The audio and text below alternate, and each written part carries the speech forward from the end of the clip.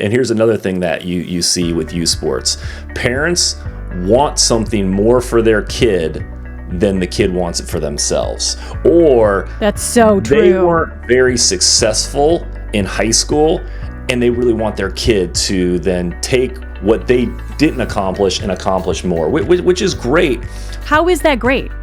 That sounds like they're living vicariously through their kids. It's great that the parent wants more for their kid, but there are some times that the kid doesn't have it. And I think it's super hot when you coach. I haven't told you that, have I? You keep telling me that. Anytime you want to tell me I'm hot, I'm all ears. It's hot when you play basketball and when you coach basketball. Hey, everybody, and welcome to the Paula Faris Show. I am your host, Paula Faris, and guess who's back? Back again. Johnny's back. Tell a friend. All right, we're not going to go Eminem. No, we're not going to go Eminem. But that probably was one of your favorite warm-up songs, which leads me to introduce our topic today, John, which is youth sports. This is something that's going on. It's a hot topic in most homes. Not only the importance of youth sports, but also like how far is too far? Have we gone too far with youth sports? So I'm excited to jump into this conversation with you, John. We've had some great conversations in your absence. I missed you. John Acuff was on the show talking about ditching the guilt of being a working parent. Yep, enjoyed that one. And then Dan Harris, one of our favorite people, talks about why he stepped away from ABC and when your career doesn't align with your family. Then we had Mario Lopez, and now we've got you, right? The cherry on top. We're trending down in terms of stardom and success, so you have to deal with me. We are not. So you guys are telling us what you want to talk about. This is a huge topic. Coming up, we have conversations about teen and tween boys, similar to what we did with Sissy Goff and Caroline. We're going to be talking about how to connect with our teen and tween boys, and Lord on high, do we need some help. We'll also be talking about how to care for your kids and parents, that sandwich generation. But today's topic, cannot wait to dig into it. And if you want to keep going further in these conversations, make sure you have signed up for my personal newsletter at paulafarisofficial.com. And should I say the Paula and John newsletter too? Because I know, John, you've gotten a little territorial here over the show. I just want to be recognized for the hard work that I'm putting in. That's it. Okay. Can I give you a little bit of recognition? Please. Okay. Hold. I've got to get my phone because you have been lobbying for the show to be called the Paula and John or John and Paula Show. My name's somewhere in there. Somewhere in there. Did you know that I added you to the show description? So if you go to Apple Podcasts or Spotify, right, it says, join Emmy Award-winning journalist, founder of Carrie and America's Most Curious Mom, Paula Faris, as she and her frequent co-host, husband John, talk about the hottest topics that parents are talking about. Okay. I don't have any adjectives yet, no award-winning anything. It's just husband John. But over time, I can try to grow that. I'll do my best. I know you will. And talking about doing your best, for those of you that don't know, John and I met in college. He was a college basketball All-American, loved sports growing up, excelled at sports growing up, huge fan of sports. He coached basketball. He, to this day, coaches high school basketball, coaches youth basketball. So it's going to be an interesting dynamic, the two of us, and we do differ on some aspects of youth sports, like how far is too far. But I'm excited for you to hear John's perspective on youth sports, the importance of it, the crazy parents, because there are some crazy parents out there that have unrealistic expectations about youth sports, but really how far is too far with youth sports. Like Easter weekend, I was with Caroline at a volleyball tournament in Atlanta, Friday, Saturday, and Sunday. I think that's a little too far. You might disagree, John. So, yeah, this is an easy conversation that we're having, Paula, because this is something that we have each and every day, because our life really is revolving around youth sports right now with a 16, 14, and 10-year-old. They're involved in sports like volleyball, golf, basketball, flag football, baseball, track and field. They're doing something almost every day and just about every weekend. You and I, we were looking at our calendar and like, hey, we need to go get away for a weekend, just the two of us. And we're like, maybe 2025 we'll have some time. But we're trying to really embrace this season that we're in and support our kids. Can you tell everybody what this is? And I'm holding up a basketball. There's a bunch of signatures on it. It's on our sports bar downstairs. Yep. So John, little wife brag here. I said he was a college basketball All-American, but when he graduated from high school in Indiana, he was the third leading scorer in high school history. The record does not stand anymore, but Johnny's a baller, shot caller. What is this ball? That is from college. That's all my college teammates. Oh, They signed that. The ball right behind me, that's actually the 1995 state championship ball. So that was my senior year, and we won that game. And I was given the game ball, and I still have it, and it's in my office right now. Still, Johnny. 20, man, almost 30 years later. That's crazy to think about how long ago it was. So clearly, our kids are getting their athletic prowess from you. I don't have any trophies. I've always loved sports, but I may have been like third county softball. I played soccer for a while. But I do appreciate sports, and I really think that every kid in America right now, I think the numbers are about half of kids in America are playing youth sports. I think every kid needs to play sports because for a myriad of reasons. And from you, John, a coaching perspective, and from me, a parenting perspective, let's talk about some of the benefits of playing youth sports. That it's more than a sport. It's always more than a sport. So your mind from a coach's perspective and also a player, you grew up, you excelled in sports. Why do you think every kid should play sports? Well, I think it's good to be a well-rounded individual. We always talk about, first and foremost in our family, being balanced spiritually, then also having the strong academics as well, and then physically. So all three of those components go hand in hand, and they're all equal in many, many ways. And so we want our kids to be active. We want them. There's so many studies that are out there about just getting a good sweat. It's good for anxiety. It's good to build endorphins. It's good to help you sleep at night. And being in a team environment, that's also good because you got to learn how to play well with other people and different types of personalities. And you may be a little shy and, put somebody on the soccer field, and it's hard to be shy on a soccer field or on a basketball court or on a volleyball court. So it can kind of get you out of your comfort zone. And then there are some kids that just really excel. It's where they find their confidence. It's where they can find, I don't want to say their identity, but it's kind of what they can really pour their time into as a young individual. And for me, when I found basketball at a young age, the very first game I ever played, I was 10 years old, and I still remember my older brother and my mom signed me up, and I went out there, and I think I scored like 10 points, and the coach went over to my mom and said, John's got something. He's got something there. And from that day on, I took the game very seriously and played it every day for 20 plus years, all the way through high school and through college, and then coached for many years. So sports has been a big, I would just say, force in my life and shaping who I am today. Yeah. And like I said, after you graduated college, you worked at an HBCU. You coached at an HBCU college for 6 years. Now that we've moved to South Carolina, you're coaching high school basketball again. You're the assistant varsity coach, and you're also coaching youth basketball. Some of the benefits that I see, I honestly think the greatest lessons our kids can learn, and this may get me in some hot water, probably, don't come in a classroom. I think they come on a field, a soccer field, a baseball field, a basketball court, because children in this generation have lost the art of resilience. And you and I see it every day, John. They don't know how to pick themselves up and move on. And the lessons that they learn, it's not all about you. You got to learn how to be a good teammate. Right? You've got to learn how to fail and fail forward and move on. You got to learn how to cheer your teammates on. An example of this, Caroline, who is an exceptional volleyball player now, she didn't make her 7th grade volleyball team. And you and I kind of turned it into a teaching moment. We're like, look, you can do 2 things. You can quit volleyball, or you can say it's going to motivate me. And look, she went on to make varsity her ninth grade year.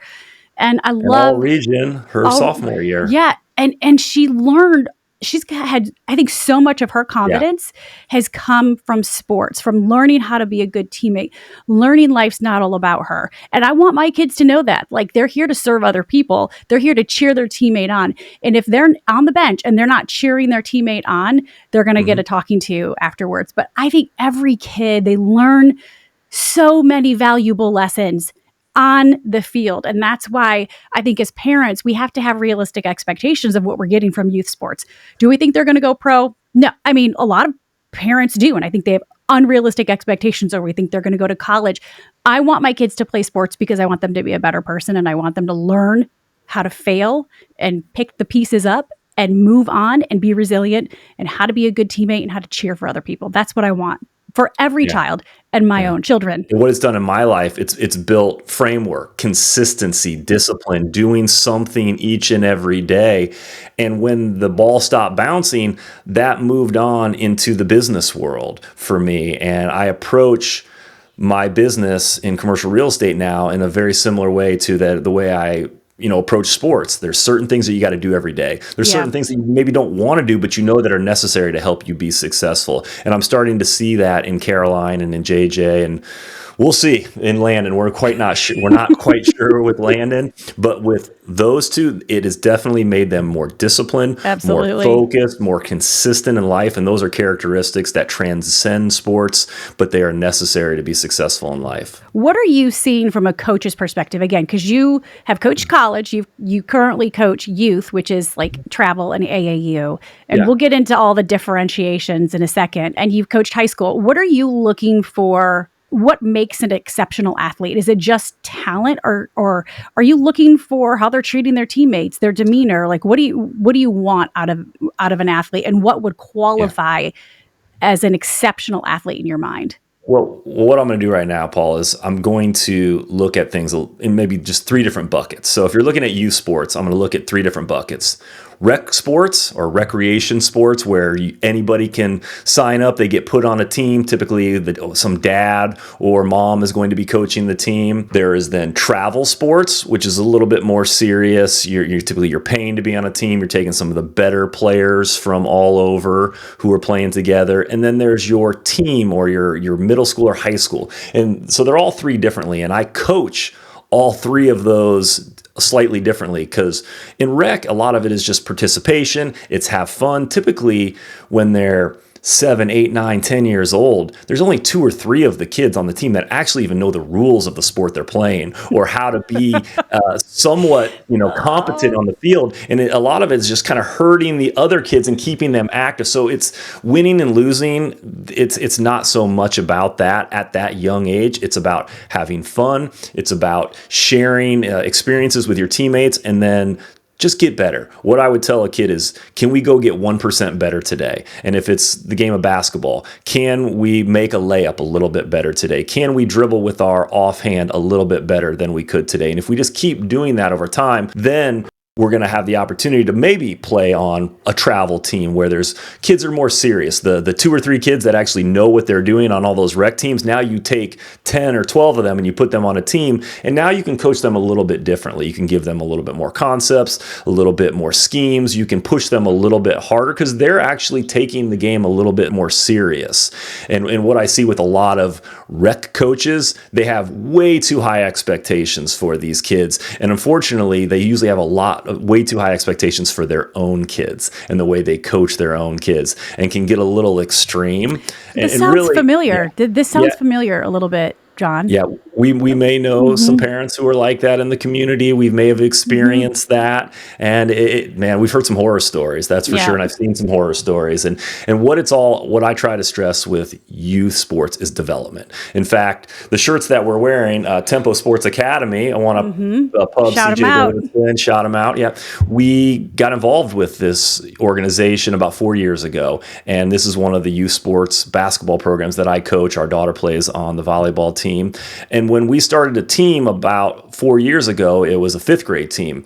And in fact, we didn't even call it a team. We called it a developmental team. It was all about Tempo developmental program. We wanted it to be a program where we're focused on development and skills and being able to move and stay healthy and active. And it was less about winning and losing. If you come in with that approach, the kids pick up on that. And then they're going to be ready, hopefully, if they really want to play this in their 7th, 8th, 9th, into high school, play for a high school coach. That gets a little bit more serious. And the way I'm coaching our high school players is much more demanding. They have high expectations for themselves. We have high expectations for the team. There's more sacrifice that is going on. There's more of a time commitment, but it's like a slow progression to get to there. So you need to look at all of these different types of programs separately Yep. and have the appropriate amount of expectations as you're coming in, whether it's rec, whether it's travel, or whether it's middle school or high school, because they're all different. Yeah. And you said, when it's the rec league, you just want the kids to develop and to have fun.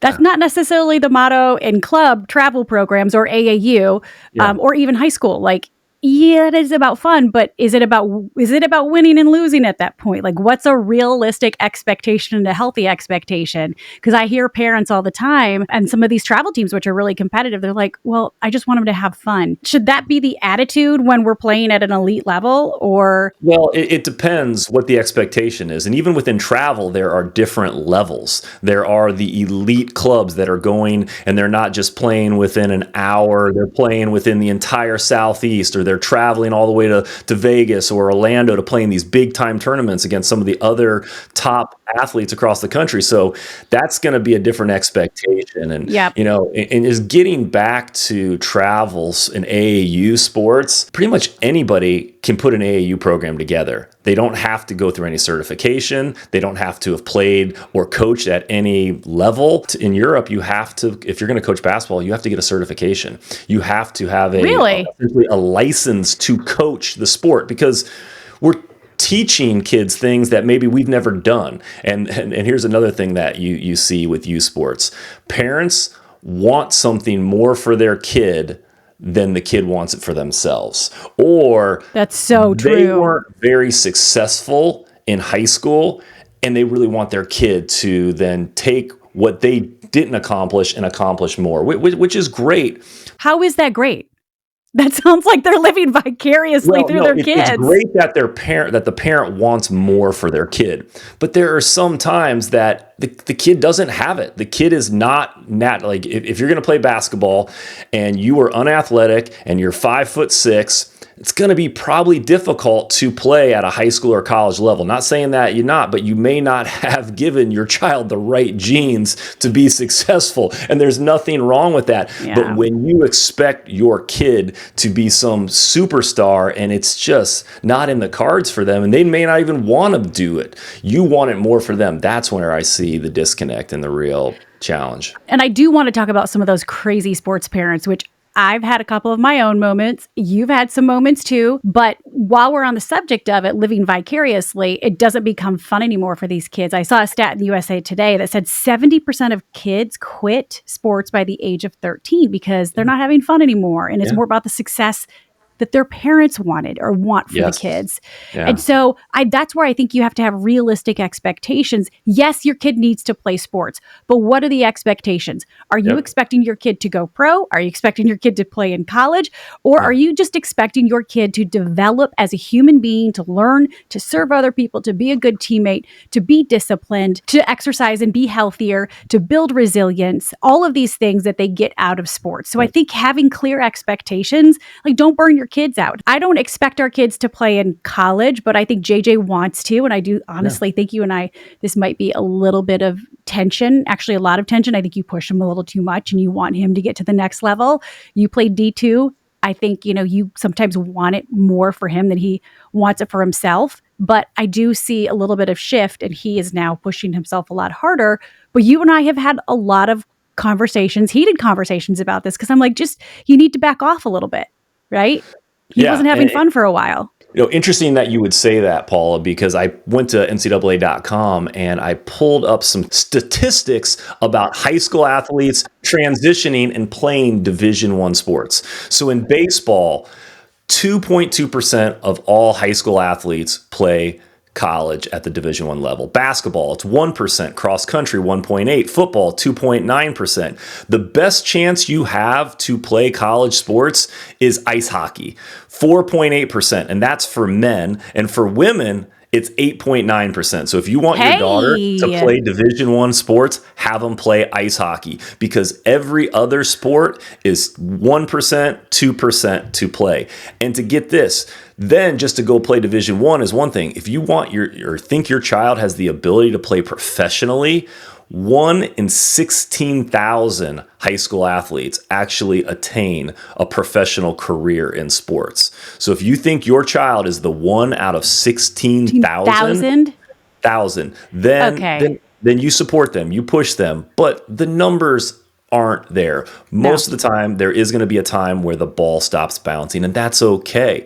But the things that you can learn, as we talked about earlier, in regards to consistency, discipline, teamwork, health, all the things that go into just living a healthy, long, enjoyable life. There's so many great reasons why to play sports, as long as you keep the proper perspective as a parent. It stems from us. How do we talk about it? What are our expectations? How much pressure are we putting on our kids? Some parents need to just back the heck off. And look, we have been, and sorry if I was a little blunt there, but our kids have played a slew of sports, John, volleyball, flag football, regular football, basketball, track Soccer, and fields. tennis, Soccer was something else. that was.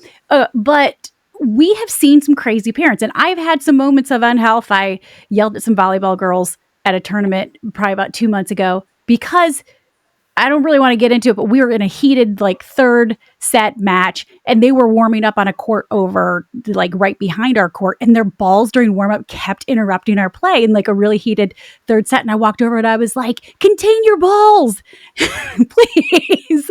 So, and I don't know, you actually know this because you were coaching. I had a woman yelling at me. I thought she was going to beat me up at a basketball tournament. These basketball parents are great. I think basketball is the worst.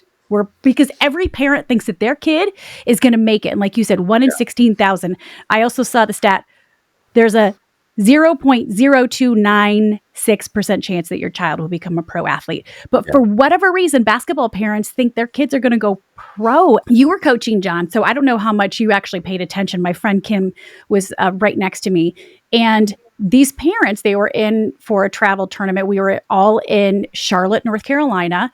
And this team that we were playing, so we were representing Tempo Sports Academy in the Seneca, Clemson, South Carolina area. And we were playing a team, I think out of Roanoke, Virginia or something. And these parents were all screaming and cussing at their coach and cussing at the refs and cussing at our kids. And Caroline, our daughter, was at the tournament. She was running the scoreboard, just volunteer, the refs asked her to do it. And some of the parents were yelling at Caroline that she had the score wrong. Well, she didn't. And they started cussing at her. And, my mama bear came out and I was like, "Oh, no, you didn't talk about my kid that way," So this woman, I really thought, I was sitting down and she came up to me. I thought she was going to punch me in the face. I just think these parents are crazy. Yeah. And that was not necessarily a great moment for me either. But don't start trashing my child, because that's when... that's when my unhealth is going to come out. We haven't talked about it, but really between 5th grade and 8th grade, sports is less about skill and it's more of a puberty contest, as I've 100%. Said many times. There are so many kids that just develop physically in the 5th, 6th, 7th grade, and then they never grow again. Yeah. They're the kid that's 5'8", has facial hair, dominating everybody. And guess what? When they're a senior in high school, they're 5'8" with that same facial hair, and they're not even on the varsity team. So you're going to see that a lot, where just trust the process. Talk about just, let's get better. Let's get better. Everybody grows at a different level. Everybody's skills grow. It's more about the journey. And if you look more long-term on where you want your athlete to be, we had an athlete on our varsity team, super proud of him. He was All-State this year, and that's a huge honor in the state of South Carolina to be qualified for All-State. But this individual did not make the varsity team his freshman or sophomore year. He played JV, but he just kept getting better. And in fact, his junior year, he only averaged about 7 points a game, but he was playing a team role, and he just kept every year getting a little bit better, a little bit better, a little bit better. And that slow development put him into a place where by his senior year, he was better than all of those kids who were probably dominating him in the 5th, 6th, 7th, and 8th grade. He trusted the process, and his parents were always great and supportive about the decisions that were made. And he's the type of kid that you want to coach. He's the kid that just understands, hey, I'll do whatever I can to help this team, and I just want to keep getting better. And I want to be surrounded by coaches who are going to help me ultimately get there. So his parents weren't saying, if you don't play him more, we're going to leave? Yeah. They weren't. Plenty of parents that will, especially in this transfer portal. That's what bothers me so much. Yeah. It's not just about your kid. Like, Yep. if you want your kid to think of other people and be a good teammate, then you can't be there just to cheer your kid on. Like, Oh, yeah. when we go to watch our kids, we're like, we can't wait to watch your team play. And we will cheer wildly for Yeah. all of the kids Yep. because we want our kids to be good teammates. Life's not about you. I'm Yeah. sorry. Like, I remember when, drives me back in crazy. back in New York, there was one parent that just drove you crazy. You would always come like, Oh my they gosh. only say this kid's name, never congratulates anybody. Will sit there and until once they do something, then you'll hear them cheering, but they will not cheer for anybody else on the team. For their And kid. it was, yeah, And that's yeah, another reason why kids get burnout because the parents are yep, putting so much pressure on them. So if you're going to be in the stand, cheer for all the kids, not yeah, just your own kid, because we may not realize that we're putting so much pressure on them. And that's why they get burnt out. That's why, what is it? Half of kids, what was it? yep, No, 70% of kids quit by the age of 13. yeah, And we're robbing them of a great developmental tool, especially girls. If you have girls are a little cray cray. And we yes, have a daughter who's 16. Sports is the best thing that she has done because she has released endorphins, stress. We yeah, know that girls have record levels of anxiety. It is the best thing you can do to get your daughter to work out in yeah, some capacity. And, they're not really like going for a yeah. workout, but they're running in practice. They're exercising. They're And you don't have to be the superstar. One of our neighbors, absolutely their senior year, she went and tried out for tennis. She had really never played tennis before. She went and she just wanted to be on the team her senior great. year, wanted to be part of something. So she spent the summer getting lessons and trying to prepare. And she played for that year. And who knows, this is something she might play for the rest of her life. So it's not about going and necessarily being the best player, just being part of a team, getting a good sweat in, being active, being around other people. That is, Yep. you have to have the right perspective for what your child is capable of doing. And that can be hard because we all think our kid is the best in everything they do. And there's no way anybody's going to be better than them. But guess what? If you really look in the mirror, if you really look at your child, there's a good chance there are plenty of people who are better on the team or in the community or in the region or in the state. And Mm-hmm. just let your child run their race That's and good. travel their journey. Yeah, that's really good, John. So I think the last topic that we talk about, so we've talked about why kids should play sports. We've talked about some crazy parents, and look, I've been there too. So I've been a little crazy, but having realistic expectations and then really like breaking down the different levels of, rec and then high school / middle school sports and then club, travel, AAU. But how far is too far? And I think this is where we feel a little bit of tension. I think at sometimes you have put a little too much pressure on one particular child in our family because I think you might be living a little vicariously through his name, and it rhymes with Shay Shay. He's literally your clone, you guys. And JJ's always been an exceptional athlete, just like you were growing up. Like, it's disgusting for those listening or watching. John's just good at everything, and it's so annoying. JJ's just like that. He just picks sports up. He's natural. His hand-eye coordination is like off the charts. But how far is too far? How far should we be pushing our kids? But specifically, let's talk about the scheduling, because I was a little annoyed that we were playing on Easter. And we had a tournament here in the South. Caroline had a volleyball tournament. And I posted something about it. I heard from parents that had a tournament in Vegas. It's this annual tournament called the Big South. It's huge. It's a national qualifier. So you can't really skip it. And if you're going to be a teammate, like, at the beginning of the season, you're signing on for all of these dates. So for those that said, well, why did you go? I'm like, well, we're also being a good teammate. Look, and it's a season. We get it. It's not always ideal. But why do they have to schedule on Easter? And yes, not everybody out there might be of the Christian faith, but they do celebrate either the bunny or the cross, right? Like, it is a holiday that I think everyone celebrates in some capacity. It's on the calendar, John. It's on the calendar. Like, if you looked up right now when Easter is in 2053, it would tell you April 6th. Right? I have no explanation. I have no explanation for that. It's become so rampant that we're playing some activity every weekend, and it's like it's okay. Much. Yeah, it's okay to play in 5 or 6 tournaments. You don't necessarily need to play every weekend or every other weekend for 6 straight months. Like, this is the off season. That's what AAU or travel sports is. They play it in the off season. So you've already played your high school sports or middle school sport, and then you keep playing it through travel. So it's become almost a year-round thing. And now Everything there's so is much year-round. accessibility and you see all these other kids through social media who are achieving all these different levels, and to really compete if you want to compete at the high level, you have to almost specialize in a sport probably at a younger age than you should actually specialize, and you have to do it 10, 11, potentially 12 months a year if you really want to get to the level that most kids want to get to. I want to read a couple of comments. Kristen said, we had baseball one year on Mother's Day, Memorial Day weekend, Father's Day, and the 4th of July weekend, followed by my twin's birthday. My son didn't care, but his twin sister was less than thrilled. Jessica said, for the years that I coached, I refused to go have my team in a tournament Easter weekend and Mother's Day weekend. It's absurd. And then Jen says, from a former baseball player's Nana, they schedule it because we go. She said a few years ago, I responded no, that he wouldn't play because it's Easter weekend, and several others followed, leading to rescheduling it. We show up, so they will schedule it. Yeah, but the scheduling, I think, is where I have a big issue. And like for you, are you going to schedule something on Mother's? Do you even know when Mother's Day is this year? Have you scheduled I do. In the last couple tournament? years, they have like a 1-day tournament on Saturday, and it's like a Mother's Day tournament, nothing on Sunday. So I'm a little bit more sensitive because I don't need your wrath where we're playing in the sport. I love how you said I'm sensitive because I don't need your wrath. Yes, I'm sensitive to not receive your wrath. Thank you, honey. That just not a good place to be. I don't know if that says more about you or more about me. I think it says a lot about both. Okay. So you're not scheduling anything on Mother's Day weekend this year. Saturday, but okay. But the Christmas tournaments, this is what annoys me too.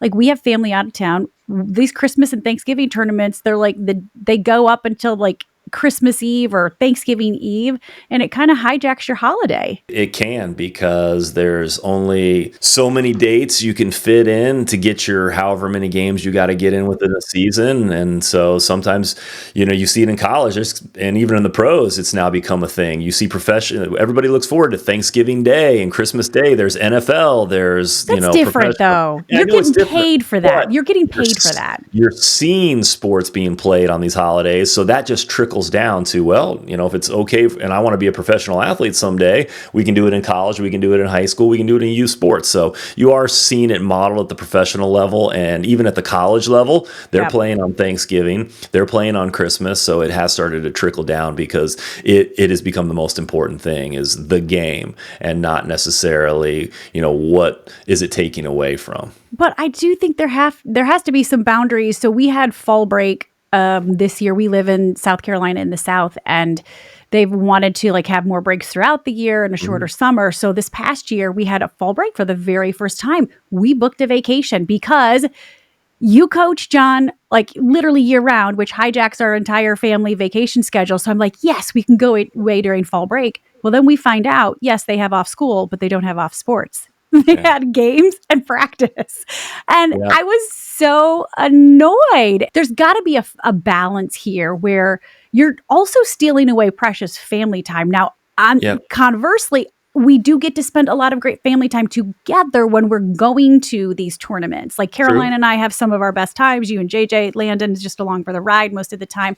We do make an event out of it, but there's still got to be some balance, especially around the holidays, especially if your school's on spring break or your school's on fall break, you shouldn't have practices. You shouldn't have games, tournaments. Literally, it should be time off. I just think that was so ridiculous. And if I see it on the schedule again this year, I'm going to have to call somebody because that's not going to fly. And just FYI, you don't want Paula's wrath. So whoever you are, don't schedule those things. You certainly don't. I'm not that scary, honey, am I? I'm just kidding. It's only funny because it's true. It's only I love you.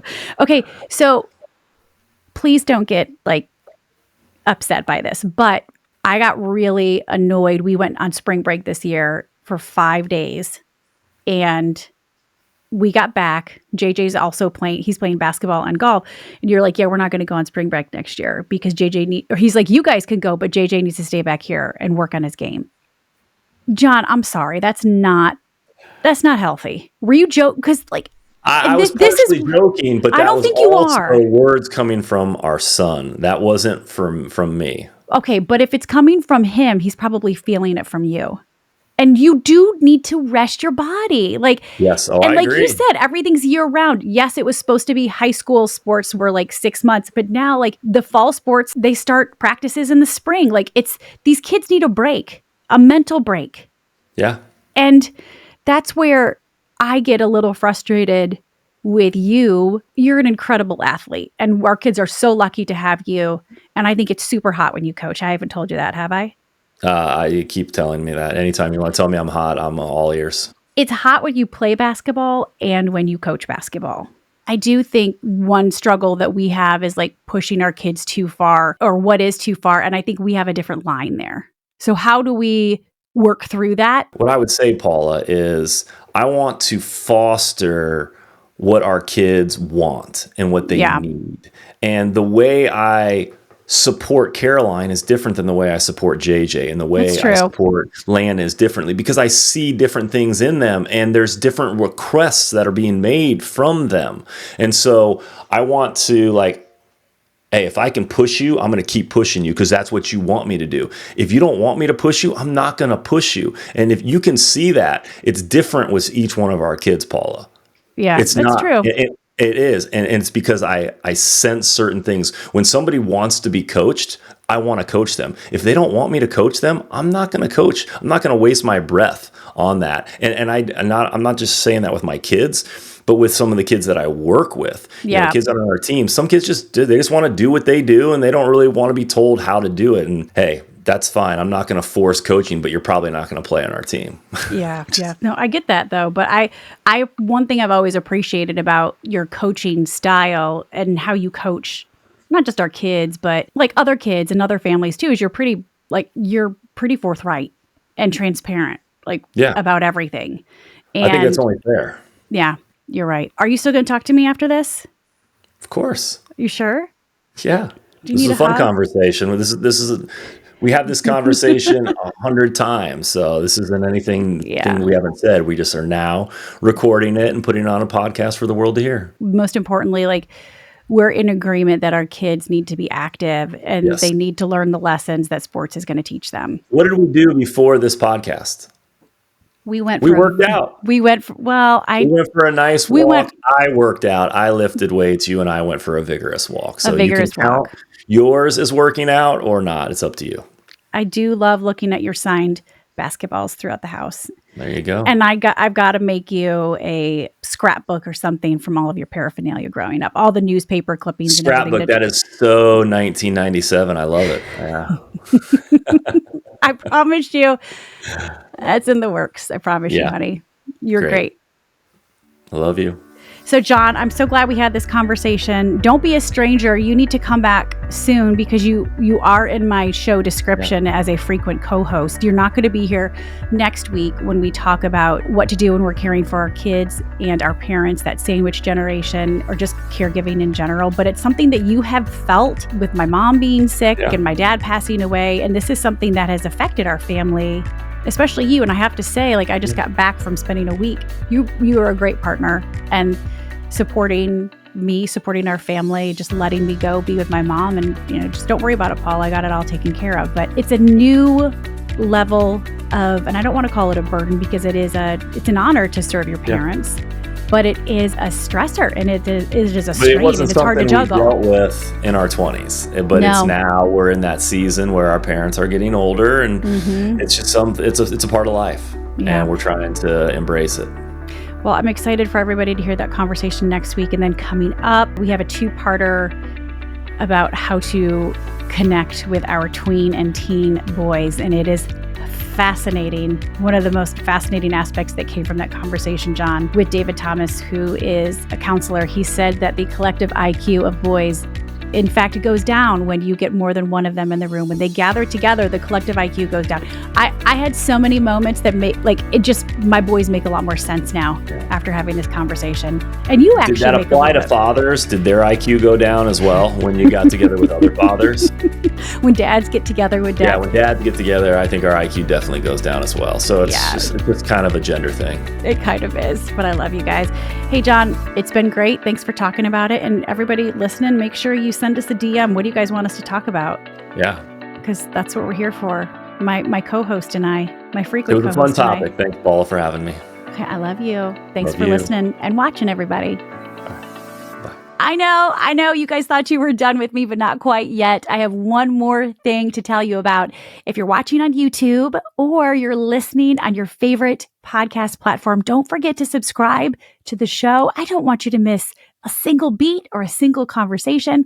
And remember, my DMs are always open. Tell me what you want to talk about.